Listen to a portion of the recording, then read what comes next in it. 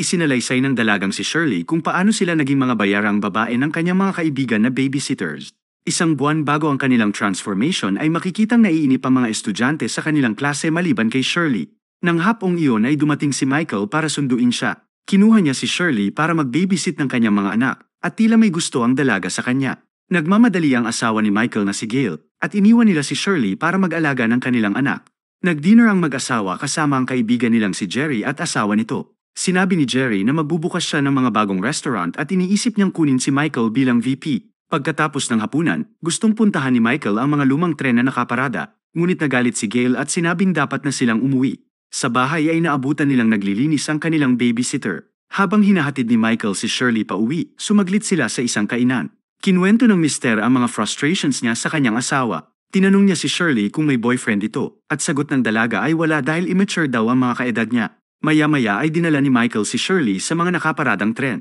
Nang makita nila ang gwardiya ay tumakbo sila at nagtago. Maya-maya ay naghalikan ng dalawa at tuluyang nagsalpukan. Dumating sila sa bahay ni Shirley at sinabi ni Michael na hindi na yun dapat maulit dahil may mga anak siya. Binayaran niya ang dalaga at pinasalamatan sa pag-babysit. Kinuha naman ni Shirley ang pera at umalis. Nakatulala lang si Shirley habang nakatingin sa bintana, samantalang si Michael ay hirap namang makatulog. Nasa isang kainan si Shirley at mga kaibigan niya, at nagkataong nandun din si Michael kasama ang mga anak nito. Nang magkita ay nagkangitian silang dalawa. Nilapitan si Shirley ni Gail at tinanong kung maaari ba siyang mag-babysit ulit, at tinignan ng dalaga ang mister. Inaararo na naman ni Michael si Shirley sa kotse, at pagkatapos ay makikitang masaya ang dalaga. Ngunit tila nadismaya siya nang abutan siya ng pera nito. Kinolekta ni Shirley ang mga perang ibinigay ni Michael at sinulatan ito ng trouble, pagkatapos ay itinago itong muli sa kama. Sa klase, tinanong ng kanyang best friend na si Melissa kung bakit matamlay siya. Sagot ni Shirley ay pagod lang siya sa pag-babysit. Tinanong ng kaibigan kung magkano ang kinita niya at sagot niya ay $200.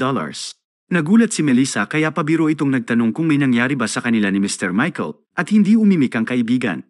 Pagkatapos ng klase ay tinanong ulit siya ni Melissa. Itinanggi ito ni Shirley at sinabing walang nangyari, ngunit nang mahuli ni Melissa na nagsisinungaling ito, ngumiti lang si Shirley. Nang gabing iyon, nakipagsalpukan na naman siya kay Michael. Kinuwento ni Michael kay Jerry ang ginawa nila ng kanyang babysitter at gusto rin itong subukan ng kaibigan. Tinawagan ni Michael si Shirley at tinanong kung may kilala siya na pwedeng mag-babysit kay Jerry at sinabi na handang magbayad ang kaibigan niya. Sagot ni Shirley ay meron at ito ay ang kanyang best friend na si Melissa. Nakikipaglaro ang anak ni Jerry sa babysitter niya na si Melissa. Maya-maya ay sinabi ni Jerry sa asawa na ihahatid niya pa uwi ang babysitter. Sa kotse, tinanggal ni Melissa ang kanyang seatbelt at pinaligaya si Jerry. Pagdating sa kainan, ikinuwento ni Melissa sa kaibigan ang nangyari. Tinanong ni Shirley kung maaari ba niyang kunin ang 20% ng kanyang kita dahil siya naman ang nag-set up nito, at binigyan naman siya ni Melissa. Isang gabi, dumalo sina Shirley at Melissa sa isang party sa bahay ni Brenda. Ipinakilala ni Brenda ang kanyang stepbrother na si Scott, at tila may gusto ito kay Shirley.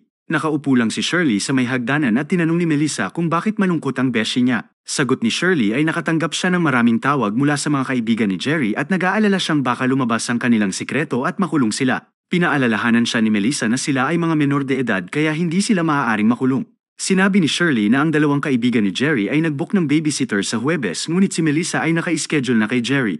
Nagpasya si Shirley na siya na ang bahala sa isa, ngunit kailangan pa nila ng isa pang babysitter. Sabi ni Melissa ay baka pwede si Brenda. Pag-uwi ni Shirley ay biglang sumulpot sa bintana si Michael. Naghahalikan ng dalawa nang biglang kumatok ang ama ng dalaga. Sa kabutihang palad ay mabilis na nakapagtago si Michael. Umupo saglit ang ama ni Shirley para kausapin siya tungkol kay Scott at sinabing mabait siya na bata. Nang umalis ang ama, lumabas si Michael sa kama na hawak ang mga pera na sinulatan ni Shirley. Pumayag si Brenda na mag-babysit sa kaibigan ni Jerry. Nang huminto sila sa gitna ng kakahuyan ay nabigla ang dalaga dahil hindi pala niya alam ang tungkol sa extra service. Pinigilan niya ang lalaki sa binabalak nito at tumigil din naman siya. Umiyak ito at nag-aalala. Tinignan niya si Brenda at sinabing napakaganda niya. Napangiti ang dalaga at sinabi ng lalaki na hindi nila kailangang gawin yun. Ngunit maya-maya ay nauwi ang dalawa sa pagsasalpukan. Habang pinapasaya ni Shirley ang isang customer, tinawagan siya ni Michael. Sinabi ng dalaga na siya ay busy sa pagbibabysit at nagalit dito si Michael. Pag-uwi ni Brenda, tinanong niya si Shirley kung gaano katagal na nila itong ginagawa at sagot niya ay halos 1 buwan na. Akala ni Shirley ay ayaw na ni Brenda pero tinanong nito kung sino pa ang nangangailangan ng babysitter. Naging maganda ang takbo ng negosyo at makikita na marami na silang booking sa kalendaryo. Gumawa din sila ng mga calling card na may title na The Babysitters. Samantala, si Michael ay naghahapunan kasama ang kanyang boss sa kanilang bahay at tila malungkot ito. Maya-maya ay nalaman niya na babysitter din ng kanyang boss si Shirley. Ipinakita pa nito ang calling card sa kanya. Pagkatapos magsalpukan sa sasakyan, sinabi ni Michael kay Shirley na nakita niya ang calling card. Sinabihan niya ang dalaga na tumigil na at nagalit ito. Sinabi ni Shirley na siya ang unang nagbayad sa kanya, kaya wala siyang karapatan na pigilan ang kanyang ginagawa. Sinabi niya na tumaas na ang presyo sa $300 at nagbayad naman si Michael. Ni-recruit ni Brenda ang kanyang stepsister na si Nadine, at nang may dumating na customer, si Nadine ang sumama sa halip na siya. Kinabukasan, ipinakilala ni Brenda si Nadine kina Shirley at Melissa. Hiningi ni Shirley kay Nadine ang 20% sa kanyang kita pero tumanggi ito. Ipinaliwanag ni Shirley na siya ang nag-aayos ng mga appointment at ibinigay din naman ni Nadine ang $60. Gayunpaman, gumawa si Nadine ng sarili niyang babysitting business at ninakaw nila ang mga customer ni na Shirley. Nalungkot si Shirley habang tinitingnan ang blanko nilang kalendaryo. Isang araw sa paaralan, napansin niya si Nadine at mga kaibigan nito na may mga diamanteng singsing, kwintas, at mamahaling cellphone. Kinumpronta nila si Brenda tungkol sa ginagawa ni Nadine, ngunit sabi niya ay wala siyang ideya. Nang gabing iyon, pumasok sina Shirley at Melissa sa paaralan upang maghanap ng ebidensya sa pagtatraidor ni Nadine. Inutusan ni Shirley si Michael na magbantay sa pinto, at pagkatapos ay binuksan nila ang locker ng babae, ngunit wala silang nakita. Sa tingin ni Melissa ay pinagtaksilan sila ni Brenda at tinimbrehan na si Nadine. Gusto nang umalis ni Michael ngunit sabi ni Shirley ay baka sila ang sisihin sa pagbukas ng locker ni Nadine. Binasag niya ang glassboard at sinira ang iba pang mga locker para magmukhang niluoban ang paaralan. Kinabukasan ay tila napaamo na si Nadine. Ipinaalala naman ni Shirley sa kanila ang kanyang mga batas. Una ay walang dapat na magnakaw ng kanyang mga kliyente. Pangalawa ay walang dapat magsuot ng mga mamahalin at agaw pansin na mga bagay. Pangatlo ay dapat silang magbigay ng 20% ng kanilang kita. At panghuli ay hindi sila maaaring sumiping kahit kanino nang walang pahintulot mula sa kanya. Maya-maya ay ipinaalala ni Melissa kay Shirley ang bakasyon nila sa cabin ni Jerry. Nagpaalam si Michael sa kanyang asawa na magkakaroon sila ng company retreat at uuwi siya sa Lunes. Sa cabin ni Jerry, nagsasayahan ang mga lalaki kasama ang mga babae, habang sa itaas ay nagtutukaan sina Shirley at Michael. Di maglaon ay nakatulog ang lahat sa kalasingan. Tinanong ni Jerry si Michael kung sinubukan ba niya ang ibang mga babae bukod kay Shirley at sumagot ito ng hindi. Nakasakay si Shirley sa ibang lalaki nang mahuli sila ni Michael at umalis ito na malungkot.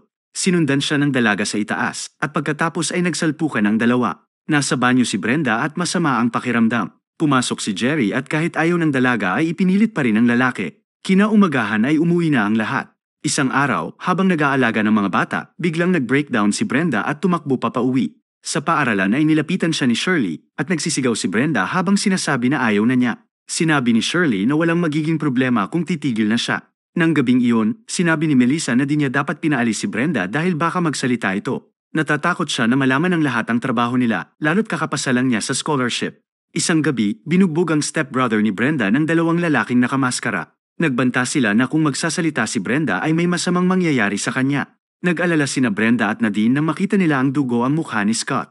Sa paaralan, nakita ni Shirley si Scott na may mga pasa at masama ang tingin sa kanya. Kinumpronta ni Shirley si Melissa at sinabi ng kaibigan na ginawa niya iyon para sa kanya, para maipagpatuloy niya ang kanyang negosyo. Isang araw, tinawagan ni Nadine si Shirley at sinabing hindi siya pwedeng mag-babysit dahil meron siyang pagsusulit. Pagkababa ng telepono ay sinabihan niya si Brenda na paparating na ang karma ni Shirley. Nang gabing iyon, bumalik sina Shirley at Michael sa mga nakaparadang tren at naiwan niya ang kanyang cellphone sa kotse. Sinabi ni Michael na ayaw na niya ng pera sa pagitan nila at hiniling na magsama na sila. Sinabi naman ni Shirley na huli na ang lahat.